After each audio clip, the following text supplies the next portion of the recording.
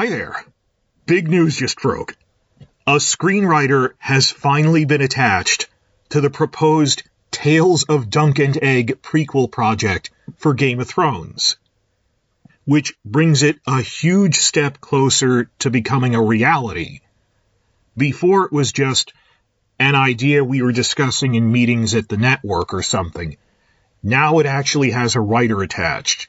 It's formally a project at some stage of development at HBO. It's the first stage of development, but that is a huge step, the first big one there. Huge step forward when you actually get a writer attached to a project. It's not just some theoretical thing we're tossing around the office. HBO proposed 5 prequel pitches back in summer 2017, but they all got shot down eventually. Though one of the 5 ideas that was eventually reworked as House of the Dragon, that they wanted a Dance of the Dragons prequel. Brian Cogman wasn't able to devote his full time to it. Even he didn't like his pitch. He said he didn't have enough time to do it. So they started over from scratch with the same prequel era with a new writer starting completely over, Ryan Condal. So one of those 5 ideas under a new writer became House of the Dragon. But that was the first wave of proposed prequel pitches. Back in spring 2021, back early this year, starting January through March, we got leaks of a second wave of prequel pitches that HBO's new parent company, Warner Discovery, is considering. They have new leadership again. That they got bought out by AT&T, who then canceled Long Night and made House of the Dragon, because they said Long Night is terrible. It's something that the old leadership pitched as they were running out the door, just on brand name recognition. Then AT&T just recently in spring sold HBO's parent company to Discovery. They made it Warner Discovery. So there was a new leadership change, and the new leadership wanted a new round of proposed prequel pitches. They said, we have to expand this to compete with like the Marvel Cinematic Universe and Star Wars, have other, TV show projects. It's an expansive world. We want to make them. Fans want to watch them. We need a new wave of stuff. And there were 3 live-action prequel pitches from spring 2021, which are still under consideration.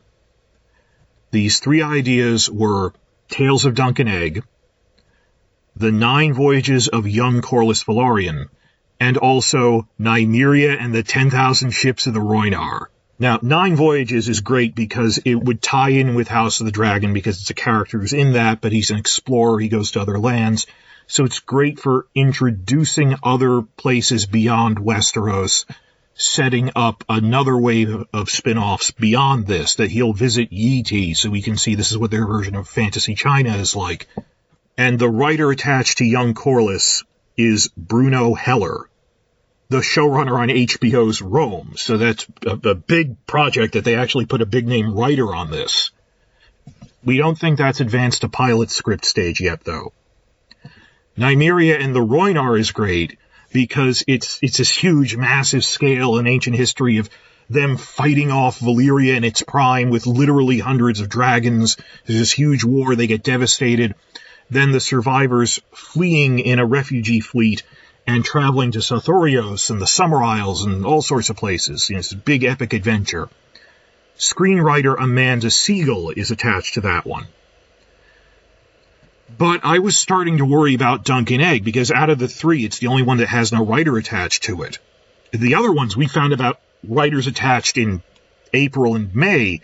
As late as this month, it's Thanksgiving, and there's no word of any writer attached to it or any movement on this project. I was starting to get worried that it's stuck in limbo or might be dropped entirely. So this announcement really calmed my fears that were really starting to eat at me. They finally got a screenwriter attached to Dunk and Egg. Variety reported today that screenwriter Steve Conrad has been tapped as potential showrunner to write a pitch for the project.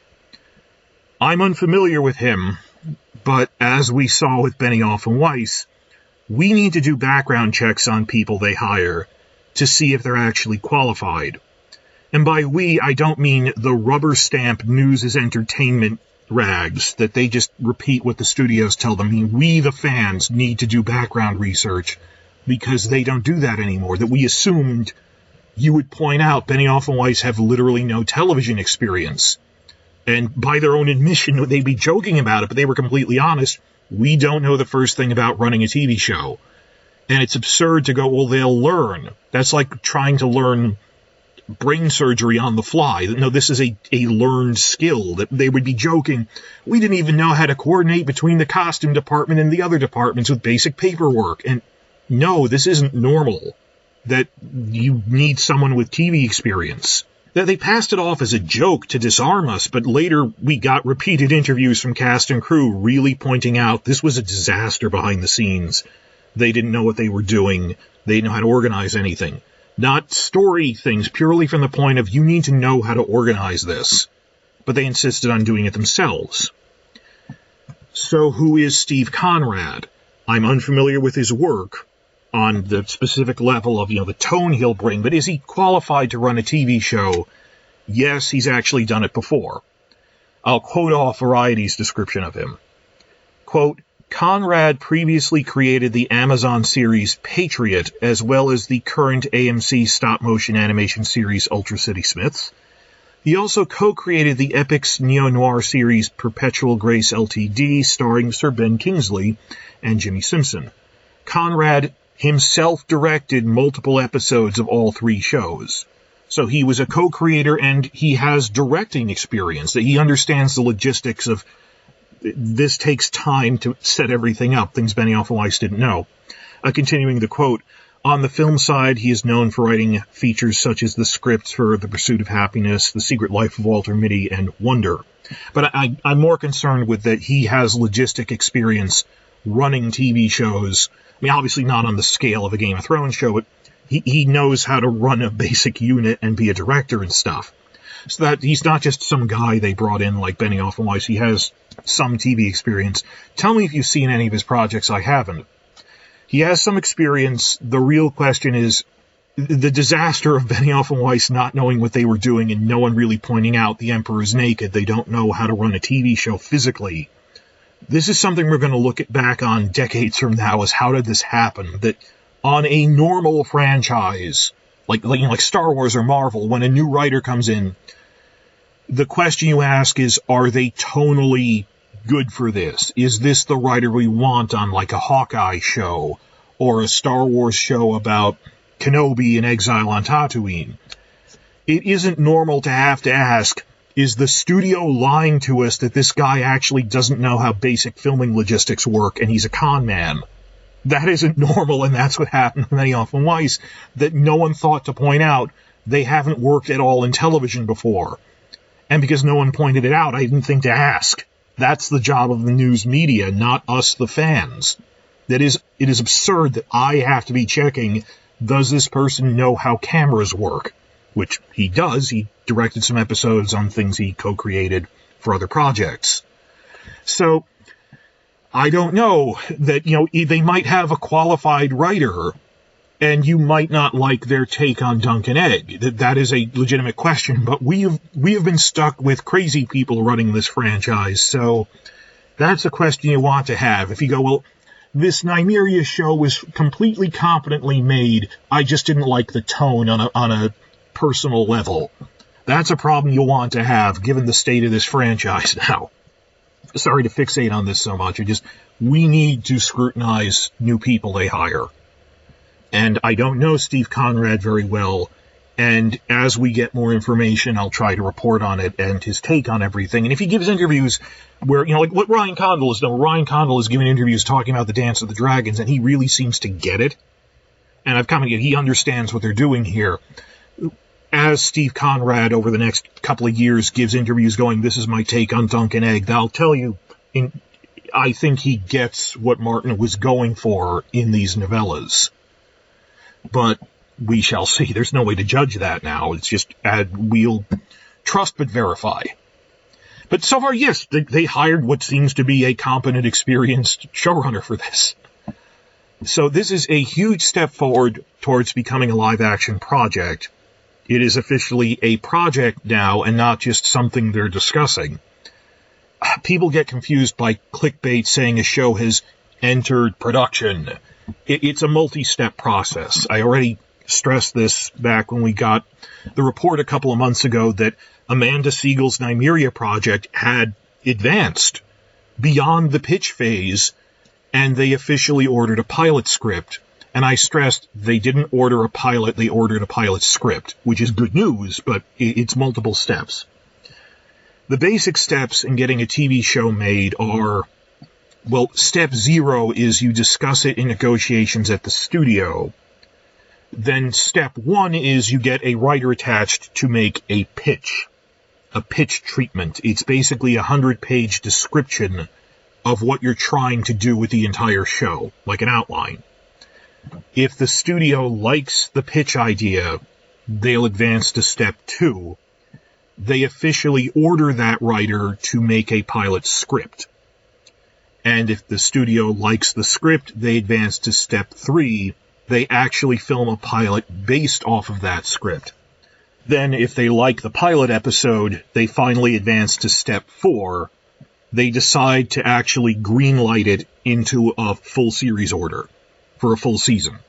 Sometimes studios skip a step. I mean, the Long Night prequel pitch started as a pitch, then advanced to pilot script, then a pilot episode, which they filmed summer 2019. And the pilot episode for Long Night was so awful, offensive, and such a debacle that they decided not to greenlight it. Or rather, the new people AT&T brought in realized you people were crazy to greenlight this in the first place. And then when they saw the finished product, it was so awful. It wasn't, if the original people had been on there, they wouldn't have admitted their own failure. It helped that a new set of people were in charge under Bob Greenblatt. There's this whole interview he just gave where he said, it wasn't my project, so why would I feel bad about saying this is awful? And, I'm blaming the old administration that this was a mistake. So that went from pitch to script to pilot, then they chose not to greenlight it. Instead, that same week, they greenlit House of the Dragon for a full series order, full 10-episode season. And showrunner Ryan Condal has explained that he was surprised because he had been told, make a pilot script, we're going to film a pilot episode, then we'll decide to greenlight it. But they skipped the pilot phase and went straight to full series order based off of his pilot script was pretty good. They had a script. They were gearing up to film it. The studio, I sympathize with them. That it's understandable. It was two things. First, we blew a whole year on the Long Night pilot. We need something really fast. And two, they genuinely thought he did a really good job with the pilot script, that Martin helped him with it. And it's one of the better prequel ideas, The Dance of the Dragons. There's a lot of material for it. So based on they had used up too much time already to spend another year filming a pilot and being hesitant, plus he made a good pilot script. In this case, HBO chose to skip the actually filming the pilot episode. They had a pilot script. They skipped filming the pilot episode, and Condal said, they surprised him, just, you have 10 episodes. We're going right into this. You're good enough, and we need a series. And then COVID happened, which gave them even more time. That if you were they rushed it, they didn't. That when COVID happened, he said we weren't filming, we were just writing. So we had extra time to really polish the writing on this because of COVID. So they didn't rush this. If anything, they had extra time to work on the scripts. So everything worked out, is my point. But sometimes if it's a really good pilot script, a network will go, don't bother with the pilot episode. We'll just order this straight to series. And that's a little risky, but I think a reasonable person can do that. I'm contrasting this with what they did with, it's not always smart to skip the steps. I mean, like, George R.R. Martin could be commissioned to write a pilot script with no pitch, because you trust George R.R. Martin. You don't need to pitch it. You could just make me a pilot script for something. If you're a really experienced person in the industry, if you're like a Shonda Rhimes, J.J. Abrams type, they'll go, don't even bother with a pitch, just write a script and we'll see what we think of it. Sometimes, but when you're really irresponsible and you skip stages, it's not something to be done lightly. It's if you think the script is really good. I'm thinking of, remember when HBO, the old HBO administration, had the debacle of Benioff and Weiss's Confederate show. That they could do no wrong after season 6 because they spent so much money on the battle scenes. People thought they were amazing. And then right after the season 7 premiere, they went, hey, with no discussion, we greenlit to full series this alternate history Confederate show, which I think, I'm alternate history fan, I like alternate history stuff. It's Benioff and Weiss, of all people, should not be running an alternate history where the Confederacy won the Civil War. That these people, of all people, should not be doing this, that they mishandle all the other sensitive stuff on Game of Thrones. Confederate was weird that they actually greenlit that to full series based on a verbal discussion between Benioff and Weiss and the old HBO leadership. There was no pilot episode, there was no pilot script, there wasn't even a formal written pitch. The pitch that's 100 pages long, they just had a single verbal meeting with them. And they said, okay. And I'll talk about this in future videos. The darndest thing was, this is around the time that Benioff and Weiss were really fighting with HBO, that they wanted to end the series with theatrically released movies. And they'd wanted this for years. They just didn't tell HBO. They said, yes, in season 3, we wanted to end with movies. They talk about this in Hibbert's book, the interview book. But we wanted to end the show, since season 3, we were planning, the ending will be so big that it'll be a series of movies, like 2 or 3 movies instead of an 8th season. And they sprung this on HBO after season 6 aired. And they said, no, that'd be betrayal of our subscriber base. I mean, not based on honor, just based on people will cancel their subscriptions over this. They'll be mad at us for doing that.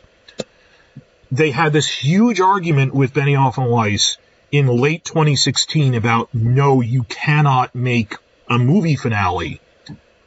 Then in mid-2017, they greenlit Confederate to series based on a verbal meeting with guys they had just been fighting with. I guess it shows you how much of a rubber stamp the old HBO administration under Plepler was, but I'll make other videos about that. That was very strange how they didn't go through the normal process of pitch to pilot to... How does a crazy idea like Confederate happen when you skip the pitch and pilot script phases, which is absurd? That normally things go through these phases. That you need to go through the... well, to use the Latin, the cursus honorum, the course of honor, that as you go through the offices of the Roman state, that you don't just go straight from being a quaestor to, you don't go from a low-level tax guy to being a consul in Rome. You go through the order of offices. I was a classics minor, I think of it like this, that you go through the stages. So, as it stands now, of the 3 projects, these are active projects. They do have writers attached, sometimes big-name writers like Bruno Heller. Duncan Egg now has a writer attached. It is a formal pitch. The 9 Voyages of Corlys Velaryon, as far as we know, is still a pitch. They haven't ordered a pilot script yet. Or if they have, they didn't tell us. The one that has advanced the most, as far as we know, is Nymeria and the Rhoynar, which has advanced beyond the pitch phase into the they ordered a pilot script phase, which is very encouraging. Nothing being actually filmed. Even filming a pilot is a huge step. And we'll see what they're doing. So these are the 3 other prequel pitches in various stages of discussion right now, one of which is actually a pilot script. And I'm really interested in that big Game of Thrones official convention HBO is putting together in Las Vegas for February. It's like a DC fandom thing, where it's like a formal upfront that they're putting together that fans... It's not like fan panels, but you can come to it and they'll announce future projects. It's like Star Wars Celebration or DC Fandom. And I really hope that, because it's a 3-day thing, maybe it's not just going to be about House of the Dragon. Maybe they'll have some announcements about these 3 other projects. Maybe the writers will come. Maybe Steve Conrad will come for a, hey, I'm kind of working through Duncan Egg now.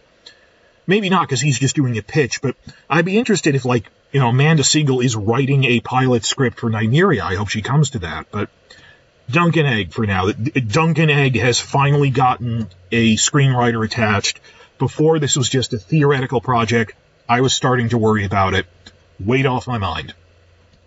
And of course, we're really excited because Tales of Dunk and Egg was the first prequel story that George R. R. Martin wrote, the first prequel era he developed, starting back in the late 1990s. That they're also the only ones that are fully narrativized, written like a novel from a character's narration. All the other prequel projects are based on outlines. They're based on chapters in in-universe history books. Dunk and Egg is narrativized, so it is the best suited for straight-up adaptation like that. It's already a book, well, novellas. It even has its own graphic novel adaptations because it's straightforward. It's fully narrativized. You could turn it into a graphic novel. And its big selling point is that it's a lot smaller and focused scale. It's zoomed in to be more focused, boots on the ground. That it only follows one set of characters. It doesn't follow multiple viewpoints. It's just Dunk and Egg, who's this wandering knight for hire, and his squire, who is a minor Targaryen prince a dozen places down the line of succession, who, through an unlikely chain of events, when he becomes a man 30 years later, he will become king. So it's like a young King Arthur thing where it's like, who's this pipsqueak squire kid? And he will one day be king, but he's 13th in line to the throne. No one thinks it'll happen. So it's them getting into adventures. It's like when Brienne and Pod go on adventures in Game of Thrones. It's them getting into various political intrigues and stuff. And because it's zoomed in like that, it gives us a much more intimate character study, that you can develop these characters more. People really get a feel for Dunk and for Egg, that it's not kings leading massive armies. It's two aspects of the zoomed in thing. Is first, it gives us a really good look at the common folk in Westeros, that it's not kings spending thousands of gold dragons on things. That it's interesting when you read the first one that it's Dunk, this wandering knight for hire, trying to scrape together enough money to buy a suit of armor to get into a tournament. He's like, well, I'll sell this horse to get that much money. That guy won't give me as much money for that. But and the plot mechanics of he's trying to navigate his way around just as a low-level guy in this world. He's just a mercenary for hire hedge knight, basically. That what is it like for the everyman in Westeros? And because it's zoomed in like that also, it's so much more easy to produce. There aren't massive armies. It doesn't span multiple continents. It doesn't have dragons in it. Like, the first novella is Dunk goes to a royal tournament. Like, you could build a fully realized tournament set at high budget, and it would be a one-for-one recreation of what's in the story. You don't need even, like, matte paintings or CGI extensions to the horizon or anything. It's a tournament. And it's a character study. So that's really interesting. And it's so much easier to make, and that's a selling point. It's easier to make like that you could make a one-for-one recreation to the story if you gave it a high budget. As opposed to, we're going to build the Eyrie. The Eyrie was like a matte painting Game of Thrones. You didn't really need it. Or all these dragons and stuff. They're not going to build that as like an animatronic. They don't need to. Now, I don't think they're going to do Dunk and Egg as a TV series as such. I think because of its episodic nature that it has time skips on the scale of, eventually it'll cover 50 years, a dozen stories. But there's time skips of 2 or 3 years between each one. It's better suited to being a series of high-budget made-for-TV movies, is what I've kept saying, and a lot of people have agreed with it. You do each novella as like a 2 to 3 hour movie per year. And yes, the series isn't finished. Out of a proposed 12, 3 are printed and another 2 are almost done. But maybe you could just go on break. That's the better thing of doing TV movies. You could go on break for a while. It doesn't need to just crank it out one per year. You put it out when it's done instead of rushing it, which is great. So I think it's a lot better suited to that. And George R. R. Martin was talking about Tales of Dunk and Egg just 2 weeks ago in a podcast interview with Ryan Condal, and I made a whole video discussing this. Then this news just broke. So what I've decided to do is split this video in two, except that I have already recorded the second half, you understand. That I recorded this whole thing of George R. R. Martin explaining that originally we thought he had said, I will not make Dunk and Egg as a live-action adaptation until the series is finished. And it was this huge revelation in this podcast. He said, oh no, Dunk and Egg was one of the first two ideas I pitched to HBO. Dance of the Dragons and Tales of Dunk and Egg are my top two picks for a live-action prequel series, because they have a lot of source material. So it was really shocking that Martin admitted this. And then other news came out about Dunk and Egg. So I made a whole report on Martin's comments, the behind-the-scenes, how did Dunk and Egg go from being thing I will never produce until it's finished to one of the creator's top picks for an adaptation. I already recorded that, so that's part 2. That's split off from this. Please continue on to that, because it's the road that Dunk and Egg took to being produced. Then, when this news broke today, I stopped what I was doing and recorded this first as part 1 leading into that. So, please advance from this to part 2 to get more info from George R. R. Martin himself on the road Dunk and Egg took to becoming a live-action project.